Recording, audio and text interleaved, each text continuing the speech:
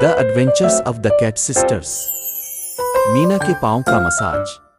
अरे क्रिस्टल, कभी कभी मैं थक जाती हूँ टेप डांस क्लासेस करते हुए। बस मेरे पाँव पसीना आ जाएंगे और मैं इसे मजीद नहीं ले सकता। ठीक है, परेशान ना हूँ। बगैर किसी परेशानी के अपने नल के जूते उतार दें, इससे आपका मसाज हो जाएगा। क्या आपको लगता है कि ये एक अच्छा ख्याल है क्रिस्टल?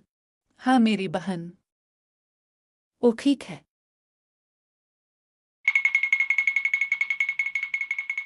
वहाँ वहाँ है, मुझे उम्मीद है कि आप मेरे लिए मसाज कर सकते हैं।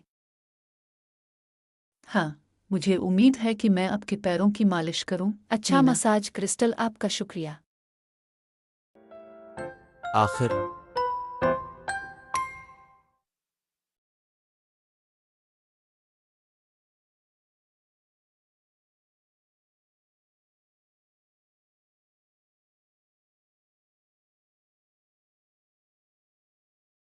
Thank you.